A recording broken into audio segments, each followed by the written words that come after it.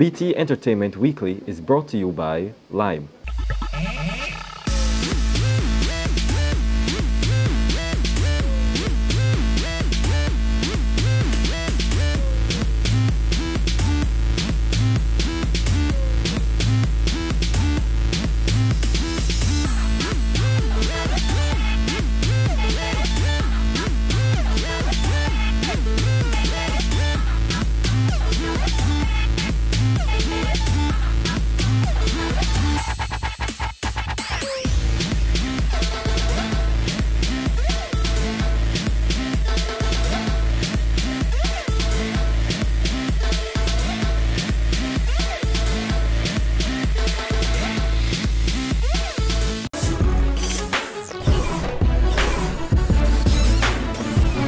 Hi, I'm Gina. And I'm Camila. Let's get you all ready for weekend with another edition of BT Entertainment Weekly. Your guide to what's happening on the entertainment scene, regionally, internationally, and of course, here in Barbados today.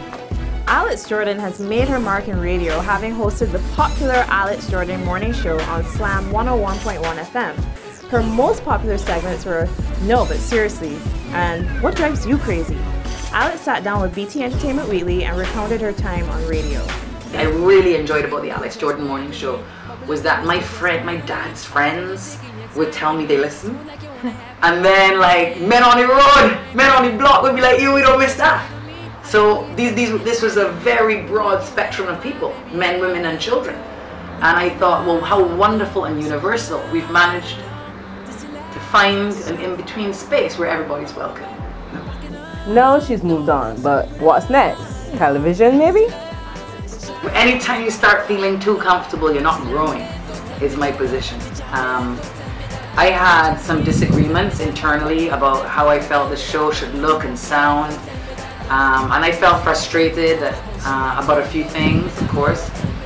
I also felt for me as a career move, it was time for me to do some more television, because I'd always been in radio, and as much as I loved radio, there was really more scope for my career with the moving picture. Everyone's online now, right? Everyone wants to look and see. So many reasons. It was not an easy decision by any means, but I didn't feel there was enough in it for me to stay. I felt like I think that we are giving a lot. I feel like what we made is good and important for the country. Listen, I genuinely felt our show was important for the country.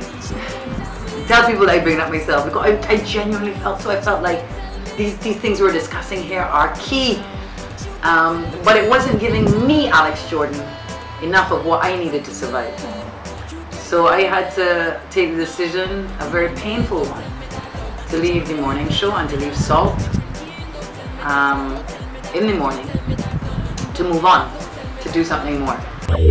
Who remembers the Warehouse? Or Le Club, Club Mirage, Club 360. Yes. Some of the popular nightclubs that occupied the waterfront in Bridgetown. Well, there's a new club in town in the same location as those other night spots. It's called Pier 1.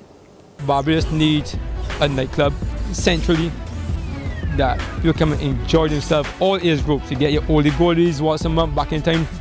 You got your karaoke on Tuesday nights. You have the normal nightclubs, we have the young, you have the old, you have everybody, and enjoy themselves in a nice environment. The whole place has been refurbished, different change, right? The scene has been changed completely, and it looks nice. People come and enjoy themselves. Our cricketing buffs out there may recall and Willen Omari Banks. This former West Indies off-spin bowler would have appeared in 10 test matches. But he's setting the pace down a new wicket, having retired officially from the match back in January 2012. He's putting his entire prowess behind his music. The question is, how easy has that transition been? Not the kind to play foolish games. I mean what I say, that won't change. You know I've been truthful from the start.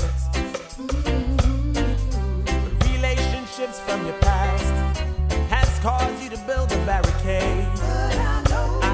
There's an angel to come out.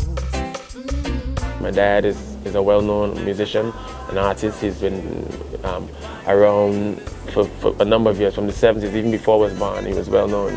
He's toured Europe, all over the world. with his music. So I kind of grew up around music. I had it etched inside of my life from before I even knew myself. So from a very young age, I was exposed to a lot of different genres of music, but just a lot of musicians coming in and out of the house. So when the time came for me to transition, it kind of felt like almost like a natural progression. I had done cricket. I came to a point where I wanted to do something different. I didn't have the same passion and drive to put in the necessary hard work that was required to play at that international level.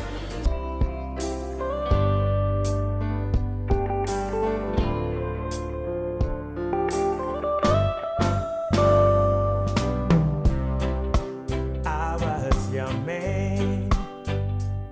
The situations would dictate how we would play. So I thought, before I let myself down, before I say, hey, let me just go through the motions, I thought it was a time for me to move on to do something else different, completely different. So I hope that answers your question, because it's really, music and sport has been my two passions, and I've been raised to always follow your passions. So it's been quite easy for me to transition to something else, because I really love and had always loved music. Thousands of kids returned to school on Monday as the new school year started, but not before they had their last mass at the annual Oval Tastic Fun Day held at the Kensington Oval. From mechanical bull rides to merry-go-rounds and other attractions like food stalls and jumping tents, but they had a ball. But for many, the highlight of the event was the live performances from Lil Rick and the Hyper Kids.